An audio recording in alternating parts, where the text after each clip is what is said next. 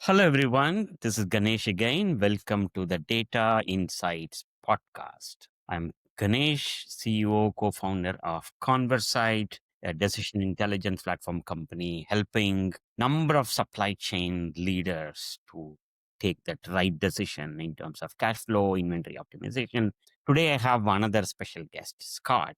Scott, you are helping a lot of e-commerce companies, I believe, and we've been working on few joint ones and looking forward to this conversation. I'm equally excited with all things happening around tariff and supply chain. This is not no other time than talking about what you are seeing and how you are advising your customers. Maybe let's start with a quick intro from you, Scott. Okay. Yeah, I've been actively working in the e-commerce space for the last 14, 15 years. And now my whole focus is e-commerce business optimization, is really helping e-commerce founders have amazing businesses. That's really helping them focus on the business, the fundamental aspects of their businesses, coaching them to be better entrepreneurs, to work on the business instead of in the business, helping them delegate more, and take a step back to be better entrepreneurs, focusing on having them implement business frameworks and optimizing how their business functions. And then kind of core to me is really helping them review their financials and get to a financial structure. Not an accountant, but I ran one of the first e-commerce accounting firm, Catching Clouds, that I founded with my wife in 2011, and then focusing on their operations, both from an org chart. I have my optimal e-commerce org chart that I walk them through to say, hey, how does your business function in this? Instead of giving everybody 20 hats, I kind of have put everybody in 20 boxes, and it's a really good exercise. And then helping them in many cases either put the plan together to optimize their current inventory management ERP system, change those systems, or migrate from spreadsheets on.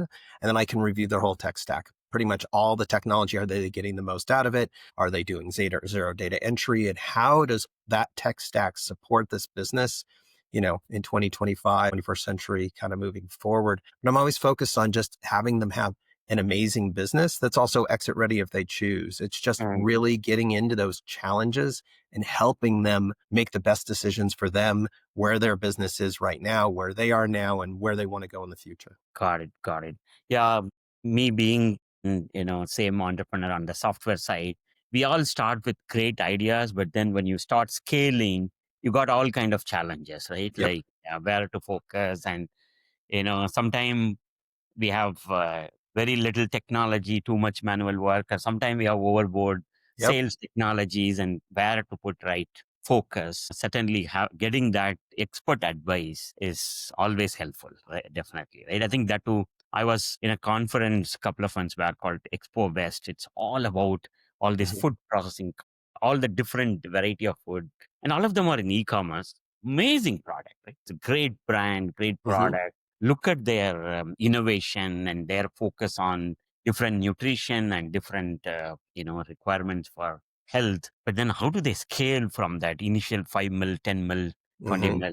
A lot of help needed. So what is the right size of the company you work with? And then what are some of the challenges the founders are facing? Yeah. So I pretty much focus on businesses in the $1 to $50 million range. So anywhere in that range, I've talked to probably 6, 7, 8,000 of them in the last 14, 15 years. I've helped hundreds and hundreds clean up their books. And it's really, for me, it's in that size. And whether it's multi-channel, international, wholesale, whatever that mix is, and how they're growing, expanding, I can focus on their businesses. And it really is those entrepreneurs that have realized they're working 100 hours a week and they're caught in the entrepreneurial trap where they're their own boss, but the worst boss they've ever had. It's when they realize that, look, I really need help. I'm not an expert on every area, and I'm not an expert on every area of the business, but the areas that I focus in on. It's interesting. I've been thinking about it, and my feeling is, looking back, our first client was an Amazon seller in 2011, which was wild, wild west days. You could find a product, buy a product, list it, and then sell more than you could possibly. You're always chasing enough cash to buy enough product because you couldn't sell it fast enough. So in some ways, I would think with the technology and AI and other things, there are certain aspects of running a business, because there's just more awareness.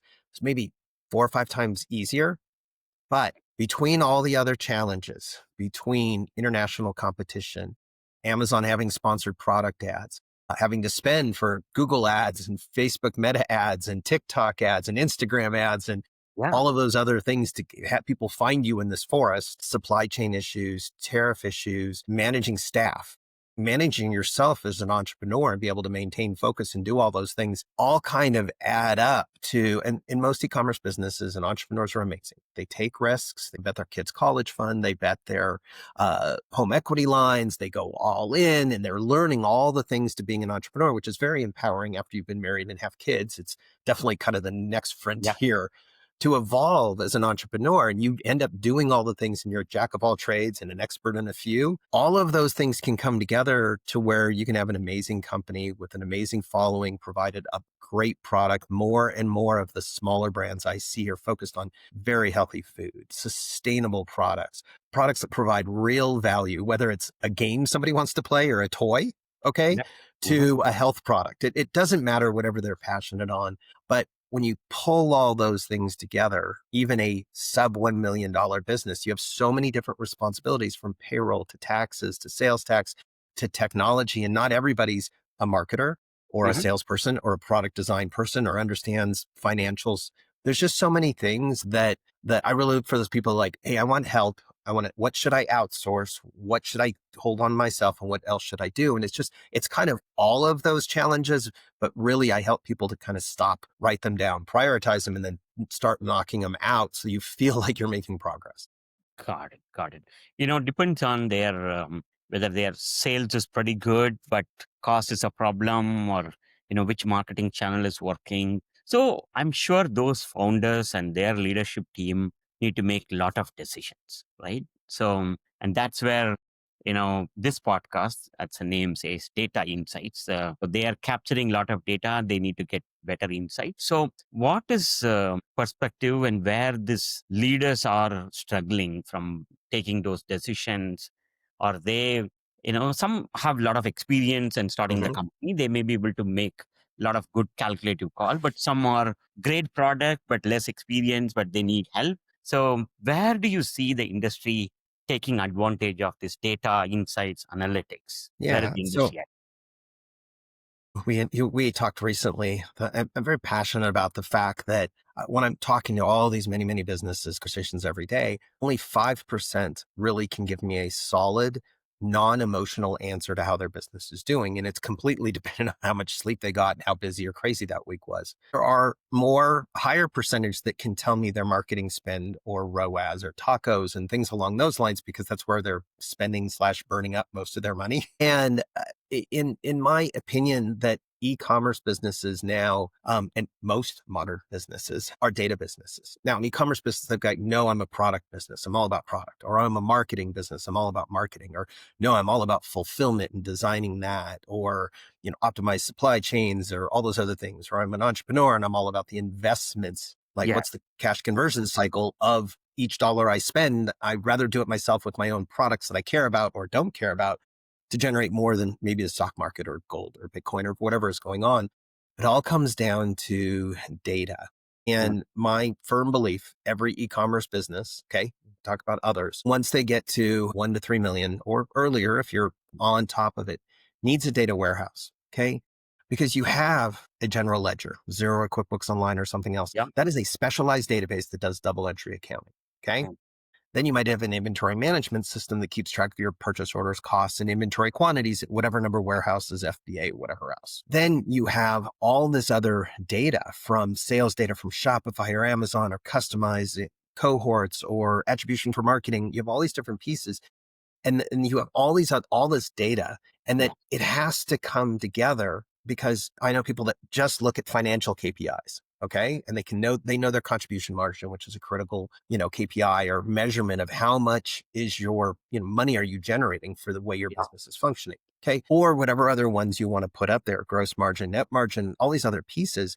Well, you can only get some of those from one place, some of them from somewhere else. Okay. And like the IMS is specialized database, you can't extend it to do all the other things in your business. Okay. Mm. Even if you combine and have an ERP that has the data, there's still additional data that you need, this separate tool that's outside that aggregates all of that data so that you can use it to analyze across the different functions of your business to make those decisions. And that the better insights you have, where you have maybe 20 KPIs, but a dashboard, in my opinion, or two, one good one that you can look at that makes you feel motivated about your business, and the one Yeah. you're focusing on. Okay. Now, typically I want to focus on profit as the higher, like, hey, if you're generating, 15 to 20% EBITDA, good for you. You should just keep an eye on that. But if Yeah. you want to increase this month or quarter, I'm increasing my AOV, my average order value. Okay. Because that's going to drive more revenue, burn through inventory faster, all those other functions. You need to have those. And then once a week or once a month, you look at all the other KPIs. And then once a month, you shift those out and go, oh, I'm now going to focus on lifetime value for this quarter to do whatever. But if you don't have that data and then you don't trust that data, Yeah. that you can't do it. And so that you really want to have those across those functions, because you can have a myopic view. And some people like meet with accountants once a month or once a quarter. No, you need to, as the owner, have that data. And you don't want to, in my opinion, outsource that to somebody else. You want to have your own data. You want to be able to validate it so that you trust that data. You have data hygiene. You and I can geek out about all the data science things in the background, but you want something that shows you the data, that you see enough that you realize that that actually represents reality, and that you can use it to make detailed, if you have detailed financials, you can make great financial decisions, and then you move forward from there. And so it becomes so critical to know, wait, these three suppliers are all now on average taking 3 extra weeks to deliver my product. That should impact my forecast in revenue and cash flow and what's going on. But you may not realize that as a human seeing those things. You get to the point where there's just too many orders, because you might be doing 1,000 orders a day or 100 orders a day on Shopify. And then in Q4, you could be doing 6, 8, 12,000 a day. Okay. How do you as a human interpret that? And I'm a geek on data and whatever. People love doing all that stuff. But there's just so much great technology, data warehouses, AI overlays that allow you to aggregate all that. Like, it gets you there. But in my opinion, whether people want to admit it or not, e-commerce founders, you're running a data business, and the data is Yeah. so critical to you making decisions as well as somebody buying your business and surviving. Yeah, in fact, I always tell that, the data warehouse and the adoption and your business can grow with your data. It's really Yep. proved post Amazon, like how they were able to leverage the data and figure Hmm. out, historically we used to have warehouses and stack off a particular product. Then how they organize the product based on what is selling, what's frequently selling, what is Hmm. like the data is making them organize their warehouse. The data is making them all the decisions is so great. So, and as you mentioned, like even as a CEO, like I find myself buying one other, like every other month we find new software which will help me sell more, expand more, right? Like, so different channel where we advertise, like a lot of advertisement dollars, but we need to figure out, is it really delivering that value? What is the ROI Yeah. for that, right? So a lot of that. So you kind of put the importance for bringing the data together, integrating it, and I think you also emphasize the importance of that trustworthiness. Data siloed is good. It's okay to start, but now when you want to really trust and make a decision based on that, you want Hmm. to have a solid system, right? In large companies, I spend my first 20 years or so consulting for large companies, and they Hmm. have millions of dollars to spend in the Hmm. data analytics, and they have say like 100 people who are doing data scientist and data engineering, all that work. But obviously, me as a founder and similar founders in the e-commerce world, they can't afford that kind of a large team. Hmm. So, and hopefully we are in this world where with this AI, right, the AI employees are coming in agentically, Hmm. kind of use cases like similar to what we are all focusing on. So potentially the AI could come to help, right? Hmm. So what do you see in the industry within e-commerce? Do you see, that interest? I know adoption may not be there, but do you see the interest for AI? Yeah. So it's kind of percentages. I'm part of an amazing forum, and there was even a discussion today about AI agents, and there are the super leading edge adopters that play with it and it breaks and they're comfortable with all Yes. of that. So there is an interest. I mean, when I talk about those challenges, my focus is, at the moment, all businesses have humans involved. The founders are humans. Oh yeah. You have a few key players. If you speak EOS, you have a visionary and an integrator, an operations manager, and then other humans doing things. And the idea is, how can you run your business the way you want to with the least number of people where technology is enabling them? Okay. And I can see there are a lot of functions that AI agents, which are kind of a slightly smarter, make some decisions compared to building, if anybody knows, Zapier or Make or NHN and building actual workflows of a checklist. So you build a checklist and then you apply technology to it. That's going to just be much easier to do, but you're also going to be able to put kind of intelligent decision trees instead of having to code it exactly. If, this product makes this margin, then do this, you'll be able to be more flexible. But I'm Yes. seeing people dabbling and trying, and I'm keeping a very close eye. And I talk about my optimal org chart. I'm now doing research on kind of each of those roles to say, Mhm. okay, how would AI apply to those? What are the SOPs that this person, this role is part of? And then how can we do things that magnify the human? Okay. So the person's there to make decisions. So when you're doing something, you started doing something, hey, go do this, whether that's a very young, teen that's in your business or somebody doesn't have any experience or whatever else, and they go off and do other things. And then they come back and go, wait, I'm here. Do I go left or right? Or here's the answer is blue. Oh, if the answer is blue, I now want you to go this direction. So a human becomes the traffic cop and directing of that, knowing that data entry is happening and things you don't like. Humans should not be typing in data into their computers anymore. It's all out there. You can either scan Yeah. it in or it just flows into the system. So yes, I'm seeing interest, but it's on the early edge. Those people are going to play in, tinker, and do vibe coding and do some other things. And they're going to drive this. I just think the innovation is going to happen faster than people expect. And then they'll find one AI agent that solves a problem that they either don't want to hire for, or they meet with somebody on my org chart that's wearing 4 hats. And they're like, well, okay, let's take one of the hats away. Okay, hiring somebody is this expensive and it's hard to find people and to hire offshore and all those other decisions. Can we give that work over to this AI agent that does the work that rolls up to the same responsible human that's part of your business? Now, you will still, everybody will have to find the balance between bringing on more humans that are leveraged by the technology. But yes, there's interest. I think it's going to go faster than some people think. A lot of people think, but I think it's going to take longer for people to accept it. And they're going to try one. And if they have a good experience, they'll lean into it a little bit more. If they have a bad experience, they'll slow down. But over time, I think it'll be there when you go, hey, I need to focus on this aspect of my business. Here's work that needs to be done. Do I want a human to do it? Do I want an employee to do that? Do I want to do it myself as the founder? Usually no.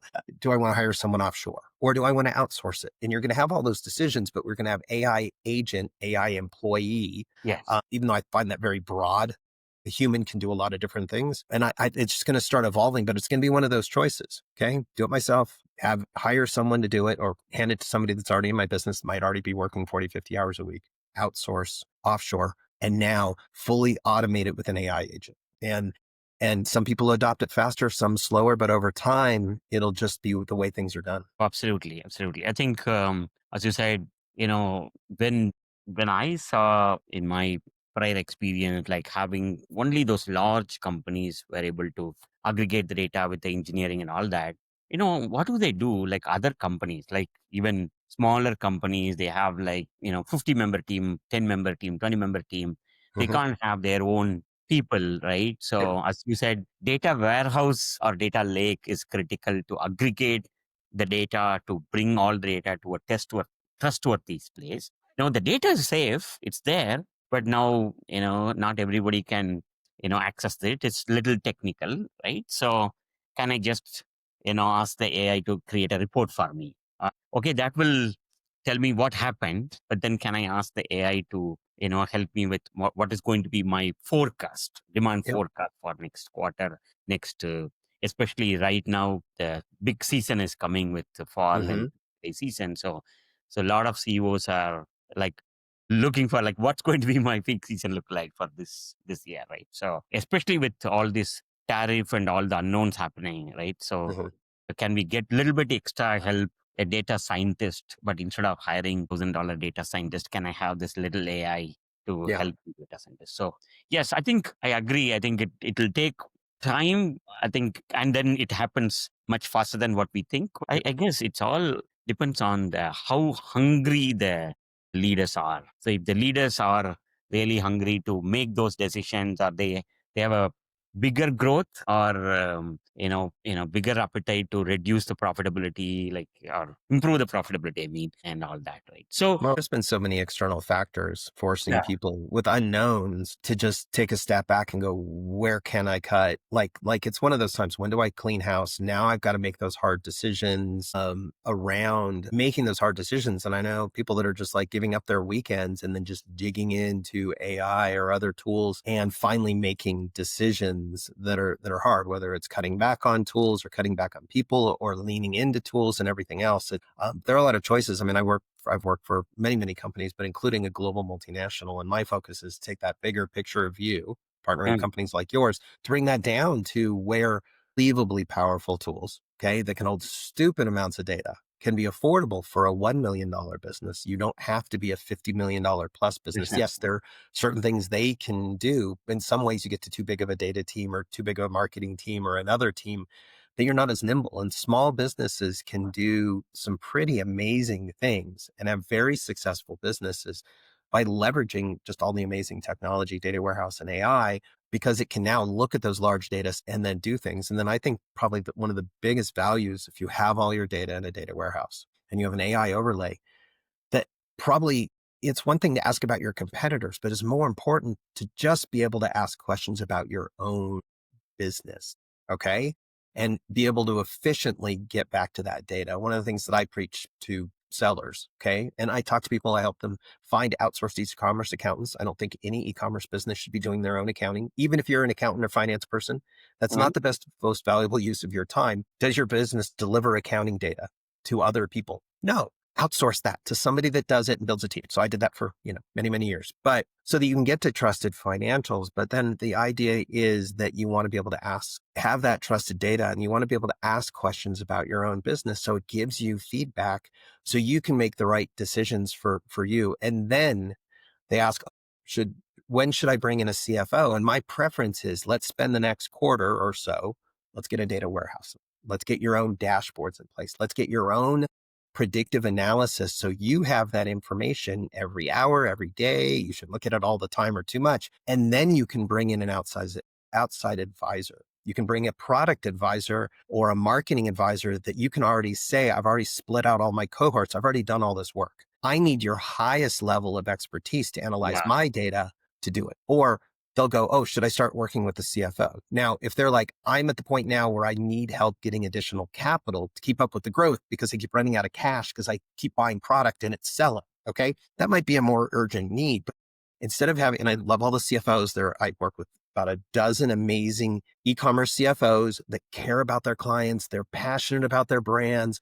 They want to give them the best advice, but they're still spreadsheet geeks and yeah, want to download the data and manipulate it themselves. And that's so like 1990.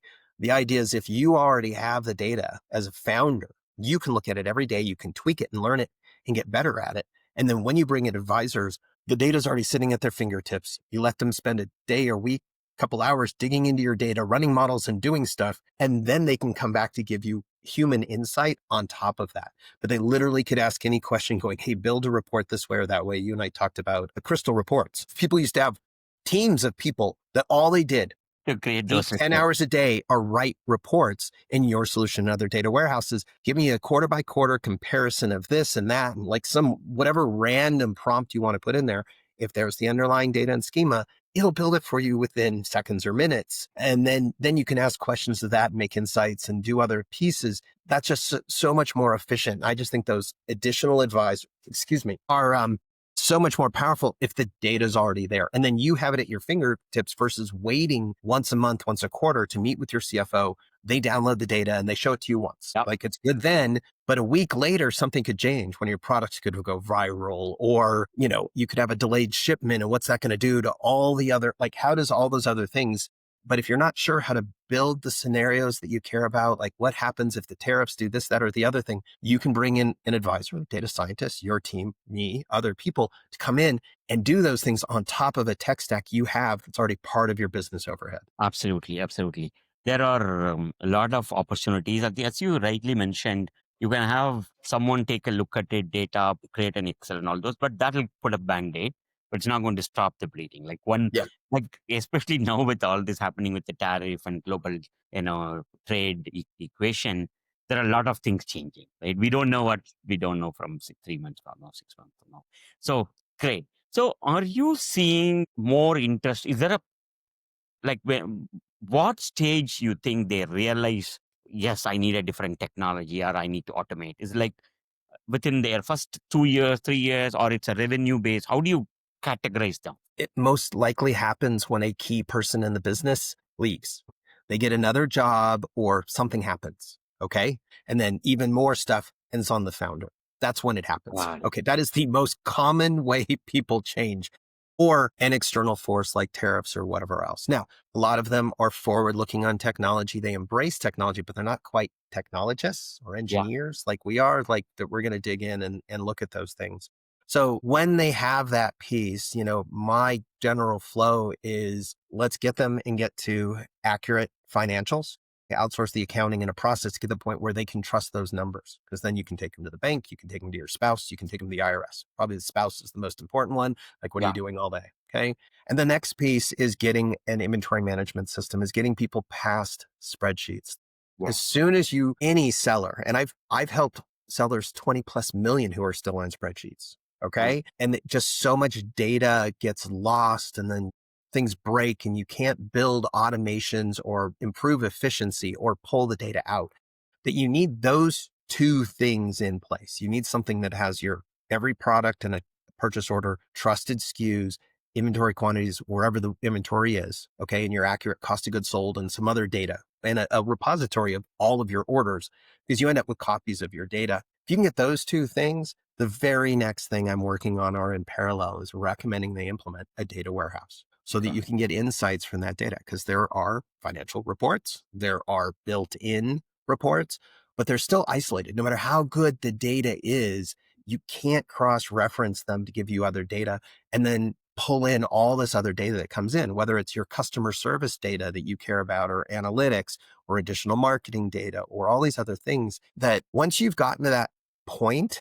And then the other piece on top of that really is cash flow. Like, cash flow is king. Like, Yeah. if you have all this data and you have a detailed cash flow, you can start predicting and watch out for landmines. You can look ahead as an entrepreneur to see the things that are going to happen. Or if you make a decision today and 3 weeks later. So I talk to all these people like, well, it's the impact I'm going to have. Well, one of the goals, I want to get someone from working 100 hours a week to 40 or 50 or 30 if they want to coach their kid's soccer team. Okay. Like, that's a clear goal. Is you make all these big changes if you don't take a step back. And then from then on out, whether they're doing A/B testing on their website for conversion rate or other things. But once you have all that data at your fingertips, then you can experiment with your own business, ask questions about your own business, make better decisions, and move forward. And in a lot of cases, sleep better because you have a better feel. There's less unknowns because you have the data to lean on. And to me, makes that and implementing a framework like entrepreneurial operating system are two of the biggest impacts that an entrepreneur in a sub $50 million business, we have VPs of that or that, makes such a big difference in the trajectory of the business and the ability to make better decisions. You can still make wrong decisions. Okay. And as long as you're mature enough to accept those, then you learn from those, but you're at least you're making informed decisions, or you make enough informed decisions off data that your gut gets better. I've had people that now get data, look at data consistently, and they realize that it informs their own personal human insight, and they start making better gut decisions. And then they can do those, and then they can look back at the data over the last 6, 8 weeks and see that that was a good fit, and that you can trust yourself better or teach yourself not to. Got it. Got it. So obviously they need to make that decision based on what happened, but then they need the planning, Mm-hmm. where they need to go. So they need to bring Yep. this analytics and planning together in one place. So since you're advising, from 1 million to 50 million type, right? So Yeah. what, like when you are in a company like 2 million, 3 million, 4 million, like what is the steps? What do you recommend to the founders that this is the time you should do it? And then what is a step from there they take? Like what Yeah. is your advice? The steps are, the first in all my processes is to write down their goals. Okay. A business that doesn't have a BHAG, a big hairy ass goal, that's way off in the future. I want to hand the business to my kids. I want to sell it for whatever I want to give it to my cousins, whatever that is. And then a 3-year goal and a 1-year goal and quarterly plans. Okay. Like the first thing is, what are the good things you want to have happen? Okay. Long term and short term. What are the bad things you want to have happen? And then close your eyes, forget all the technology and the geeky terms. What would be the perfect world? Yeah. Okay. Like if you can write those down. Okay, then someone like me or themselves can start putting a plan to accomplish those. And then those start to get to be more specific or smart goals. You end up saying, I want the business to be here. And you see that future state and you start getting the profit numbers and revenue numbers, but that means X number of sales. And oh, that means this much capital, whatever. You get that. Well, then you realize those are the things you have to track. Yeah. Okay. And it's once they get past the innovative idea, launching a business and everything else. And then they go, oh, what's the next stage? It's frameworks and a data warehouse. I know you have to have accurate financials and inventory management too. So all those things happen between 1 and 5 million, or it Mm. will get exponentially harder. But the steps are really ask for help. Don't try to do everything internally. Don't reinvent the wheel. You don't need to reinvent how to do bookkeeping. Okay. You don't have to reinvent a lot of things. It's kind of hard to give up marketing. You kind of need to keep that close. Just it's tough to work with agencies. That's just a challenge. But it's just, what do you really want? Where do you stand now? Where do you want to be? What are the ways to get there? Can I get there on my own, or do I need a lot of help or a little bit of help? And then how can technology help me? And if you make those decisions, then it helps you prioritize those things. But if you don't have accurate financials as a business, how are you possibly going to stay in business? I mean, you can get very lucky, but it's a low percentage. I mean, it's the same methodology every time. I don't see the companies who are probably seeing some challenges. I always think analytics is much more needed for companies where they are not meeting their goals. Uh-huh. Like, I need, my growth is not met or my profitability is not there. Obviously I see, okay, what should I do, right? But do you see that a company is growing extremely well and their products are super hot and all those? But do Mhm. you see that these kind of data lakes or AI maturity is needed when they think about potential A or IPO, like that stage to show the maturity? Do you see that? Yeah. I mean, so I work with a lot of brokers. I've helped multiple sellers. I help people get their businesses ready, which is a well-documented business. Mm. Okay. That's works in a framework that has data, and that anybody that's going to buy your business isn't just going to look at your financials. They're going to look at the history and story. Okay. So if you have one place with all the data across all these systems, it tells a story.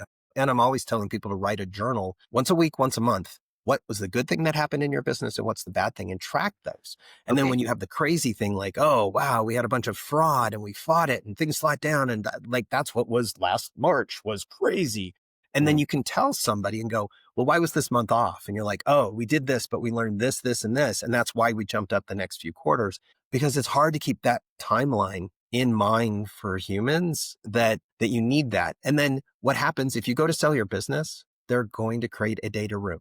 Okay. And Right. they're going to ask you for your financials that are over here and this data that's over here, and it's scattered all over. And oh, I didn't keep all those invoices from that major vendor or whatever else. If you're running a data warehouse and you're capturing your data over time and hopefully saving the elements of the business, you've already got that data room mostly built. Mm. Okay.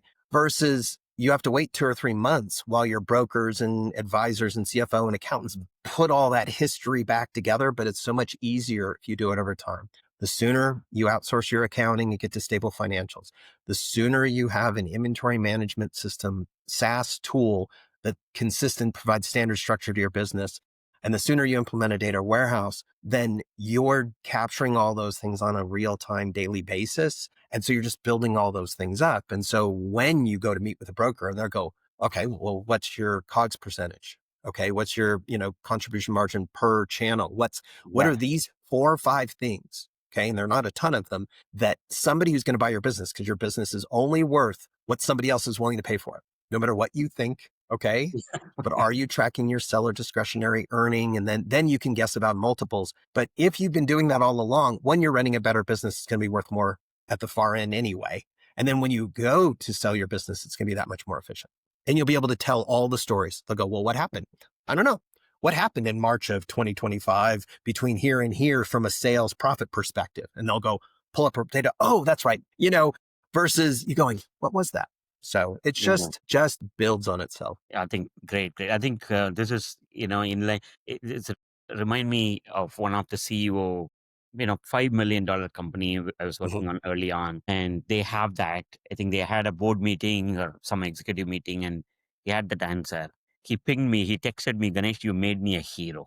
Like, because that Mhm. power that he was able to get that answer instantly without waiting for someone from his team, which would otherwise would take a couple of hours to answer. It won't look good. The moment you can answer that question instantly and confidently, that's more Yeah. important. Right? So this is awesome. I know we focus a lot on e-commerce specifically in the companies. You have a lot of experience in the industry. You've been seeing from companies where just pen and paper to excels to all these complex systems. This we are hearing about generative AI, agentic AI, all that. Mhm. What is your view? Where are we going to be in the next 5 years from a AI journey perspective? You can't look out 5 years anymore. Maybe 1 year. It's gonna change too much. Yes. I mean, I'm trying to build my own Jarvis, okay? Like, what's all the information that I can collaborate Mm. together so that things can have, I can have something generate revenue while I'm sleeping or, hanging out or hiking or something. Because of the technology and the speaking and all the things I've done in the past, it's interesting. All the things that are up front in our face, okay? AI agents and, spelling and searching and you know, hallucinations and all those other things. Any of this technology that's up front starts to fade into the background and become kind of underlying. And that's what's going to happen. It's going to become more in our face and then it's just going to fade in and just start supporting. And I just think that it's going to be there. It's not necessarily going to be a live actual Jarvis that you talk to. Okay. Yeah. You'll have an e-commerce business will be a very technology enabled business. It is today. They're very, very technical. There's like, I'll talk to a $5 million business and they'll have 30 apps. Okay. And be spent between 3 and 10,000. And then I'll talk to $10 million business that has over 50 applications. Okay. And no IT data person that'll always end up on the owner. Okay. And as people have gotten used to technology, and I've been doing it a very long time, I remember when fax machines came out and all those other things that nobody understood technology. Everybody understands a little better. Both people are getting more comfortable with it.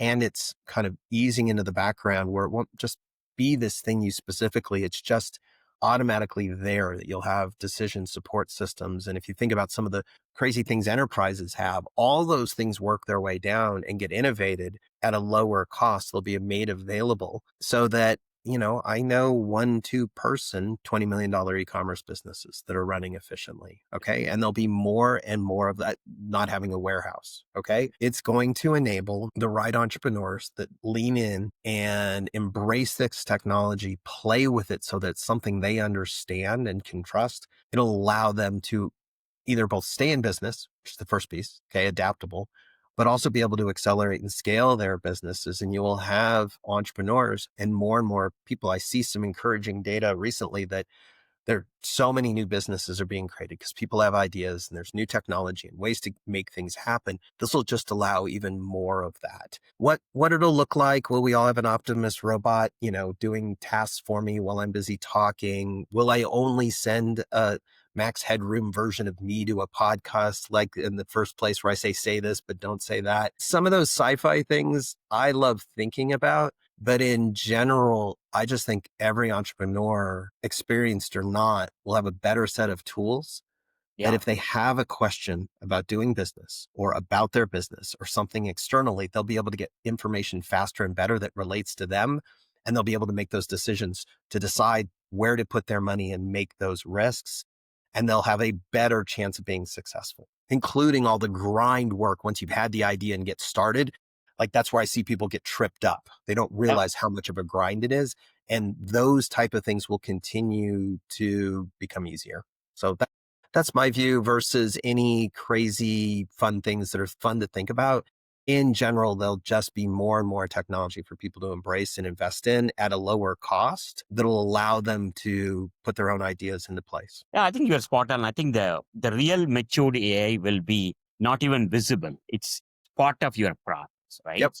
When we started ConverSight, I came from places where as you said, like we used to spend hours to create a report. The business leaders wait for hours for someone to create a report.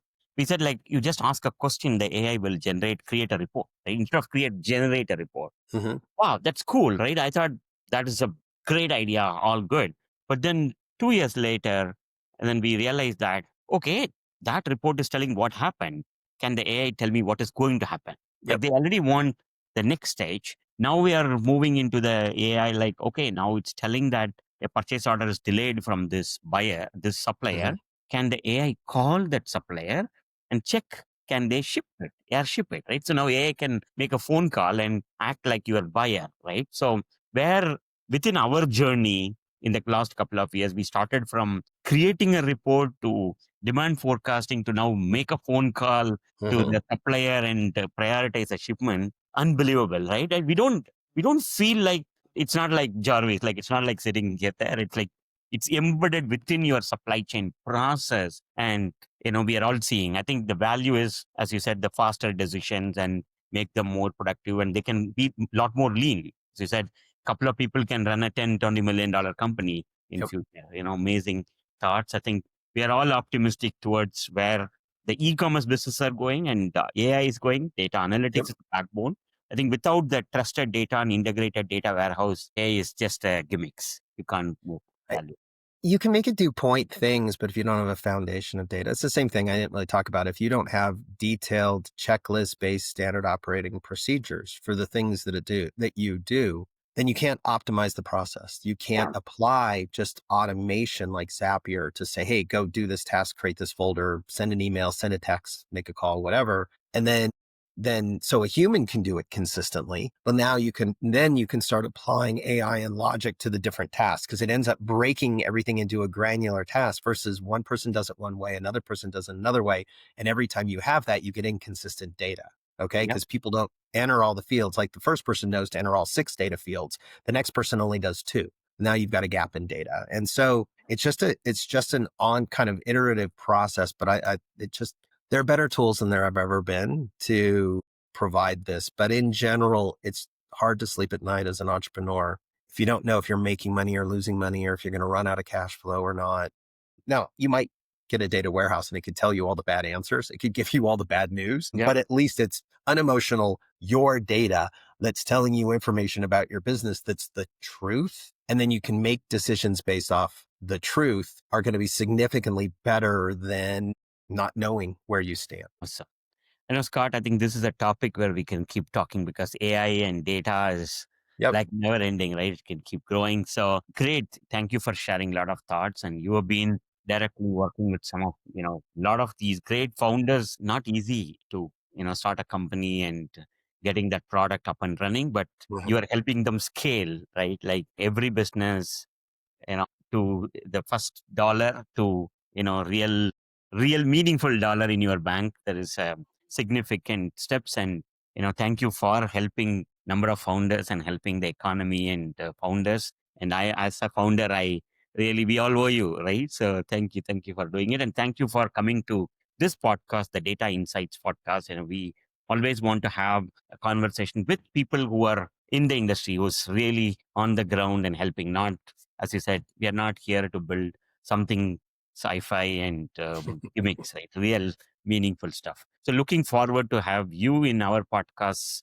in future and to learn what's happening. Especially, I want to double click maybe in future that what is a typical ROI looking like? Mhm. Like how much investment you looking like? Like when I did a survey, a couple of months back, like 30 CEOs of less than Mhm. $10 million company. 50% said we don't have a team, and others said we are not ready for it. So what does that mean, right? So Yeah, I love to chat more. It's a topic we want to keep it short, but then maybe another time I wanted to pick your brain on some of those ideas. that sounds great. Thank you very much. No, this is fun. Thanks a lot.